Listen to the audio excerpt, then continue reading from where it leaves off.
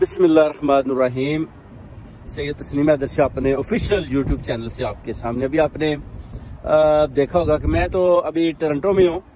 और उधर से बस थोड़ा सा व्लॉग बनाने में थोड़ी सी देर हो जाती है, बिजी बहुत हूँ। मगर आपने देख लिया जैसे कि ताब निहाल साहब ने भी NRO 2 दे दिया,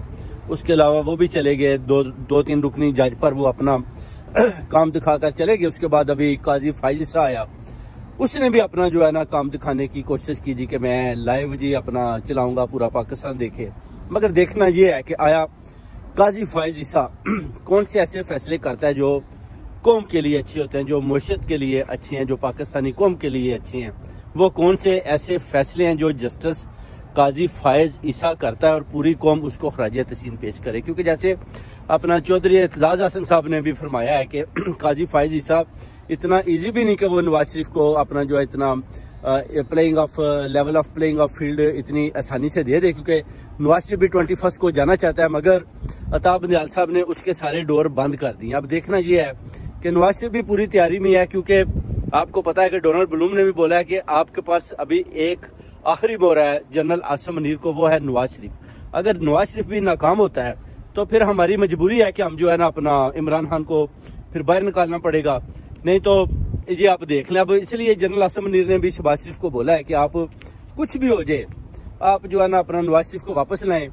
ताकि सियासत में थोड़ा सा उनको मैदान में लाने से हो सकता है कि हम कामयाब हो जाएं। मगर मुझे इन सब की कामयाबी दूर दूर तक कहीं दिखाई नहीं देती, क्योंकि इनके पीछे जितने भी आप देख लें ताकतें कूतें साथ मिली हुई हैं, फिर भी ये बुरी तरह नाकाम हो रहे हैं। क्योंकि इनकी नाकामी की वजह मुर्शिद, आप देखें मुर्शिद का बुरा हाल है। उधर बिलावल भुट्टो जरदारी भी आप देखें नवाज शरीफ पर आए दिन वार कर रहा है, क्योंकि जो हर्जा पॉलिसी तो उसने बहुत अच्छी चलाई है, मगर जो प्राइम मिनिस्टर का वादा था बिलावल भुट्टो जरदारी के साथ,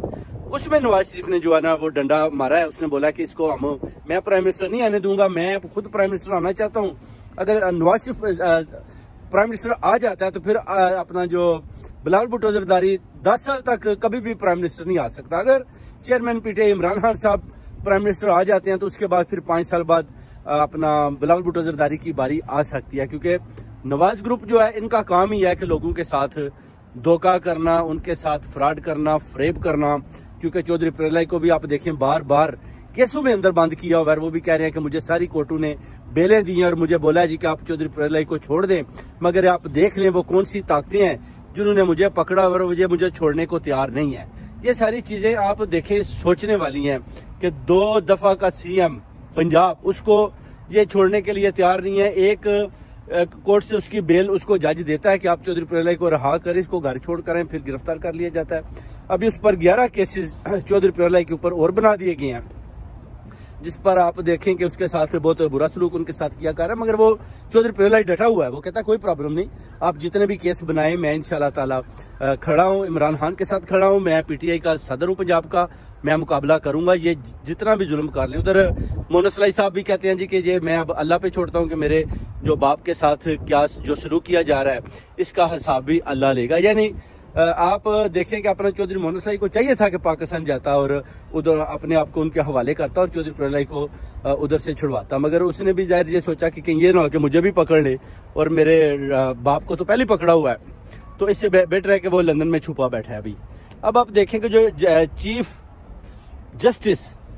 काजी फाइज ईसा जो अपनी वाइफ के साथ उधर आया, यानी जो सदर मुमलकत आरिफ अलवी ने जो एलिगेशन चीफ जस्टिस की बीवी पर लगाए थे, उस हिसाब से उसने जनाब जब हलफ उठाया तो उसी सदर आरिफ अलवी से उठाया और अपनी बेगम को साथ खड़े रखा कि आप भी ये देख लो कि आपने इसी मेरी बीवी पर जो एलिगेशन लगाए थे उसके बारक्स आप देख लो कि आप अभी मुझे हलफनामा दे रहे हो और मैं आपके साथ हलफनामा ले रहा हूँ। और मेरी उसकी बेगम भी उधर मौजूद है, जो होनी नहीं चाहिए, मगर ये तारीख में पहली दफा देखा है उसने अपनी बीवी को भी साथ खड़ा किया हुआ है और एक किस्म का मैसेज दे रहा है। उसके बाद जो लाइव उसने कोर्ट में जो अपना आर्मी एक्ट के तहत जो अपना तरामीम पास हुई हैं उनके बारे में भी सोच रहा है। उसके बाद जो ताब निहाल ने फैसला किया है उसके बारे में भी वो सोच रहा है। उसने काफी जो बेंचेस हैं तश्कील दे दी हैं कि मैं जनाब अभी फैसले करूंगा। अब अगर तो वो गैर आईनी फैसले करता है, नवाज शरीफ का साथ देता है, तो फिर पूरी कौम डेफिनेटली इसकी मुखालफत करेगी। अगर जस्टिस अपना कायज फाइज ईसा आइन और कानून के मुताबिक फैसले नहीं करता, गैर आईनी फैसले करता है, जनरल आसिम मुनीर की उंगलियों पर नाचता है, तो फिर ये देखना पड़ेगा कि अपना काजी फायज ईसा ने जो हलफनामा अपना सदर मुमलकत पाकिस्तान आरिफ अलवी के साथ उठाया है, फिर उसकी वो जो अपना नफी कर रहा है, फिर इसको भी बेसिकली चीफ जस्टिस की चेयर पर बैठने का कोई हक नहीं, क्योंकि ताब बंदियाल साहब ने भी आप देखें कि बड़ी बुजदिली के सबूत दिए, जो उन्होंने इलेक्शन के हुक्मनामे जारी किए उस पर किसी किस्म का अमल नहीं हो पाया। उस पर देखते हैं कि चीफ जस्टिस जो अपना काजी फायज ईसा आया वो इलेक्शन का जो दिन देता है उस पर क्या होता है। अब जो आपके निगरान वजीर आजम है काकड़ साहब, वो भी जनाब अमेरिका पहुंच चुके हैं। यानी आप देखें इमरान खान जो एक जबरदस्त किस्म के प्राइम मिनिस्टर थे, उनको जो बाइडन ने बिल्कुल अपना अमेरिका किसी किस्म के किसी फंक्शन पर इनवाइट नहीं किया, ना किसी किस्म का फोन किया। और इधर देखें जो जनरल आसिम मुनीर ने एक ऐसा निगरान वजीर आजम जिसका नाम जो अनवारुल हक काकड़ है, जो मसलत किया आर्मी ने, उसको देखें कि कैसे उन्होंने इनवाइट किया और वो कैसे उधर न्यूयॉर्क में एंटर हो रहा है। आप देखें, इससे पता चलता है कि साइफर और इमरान खान को अंदर करने के पीछे अमेरिका यानी छुपा बैठा है और जनरल आसिम मुनीर उसका पूरा साथ है और पीडीएम भी उससे पूरा फायदा उठा रही है। मगर नवाज शरीफ भी डरा हुआ है, क्योंकि नवाज शरीफ ने, अब शहबाज शरीफ तो चला गया, वो देखता है नवाज शरीफ कि ये ना मेरी भी गिरफ्तारी अमल में आ जाए, क्योंकि अभी जो कानून लॉ और कानून जो उन्होंने नैब की तरमीम खत्म किया ताब बंदियाल साहब ने कि इस तरह आप नहीं कर सकते, बल्कि जो भी आएगा, जो चोर डाकू जो भी आएगा जिन्होंने तोशाखाना में या किसी किस्म की भी चोरियां की हुई हैं, उनको भी दोबारा रिवर्स करके कोर्ट के सामने पेश करें और वही फैसले उनको भी सुनाए जाएं जो आपने चेयरमैन पीटीआई इमरान खान के ऊपर लागू किए हैं, क्योंकि कानून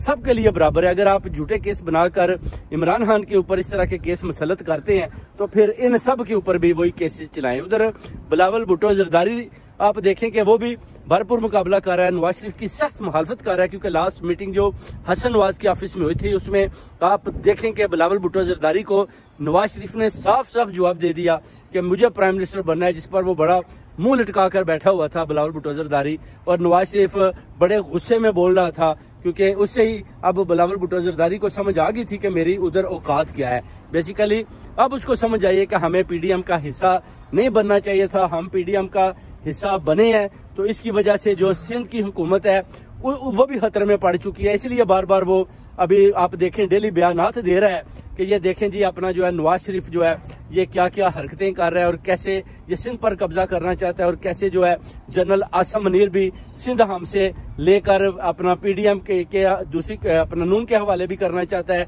इस तरह वो और जमातें बनाकर उधर से भी कुछ पार्टियों को तश्कील देकर इन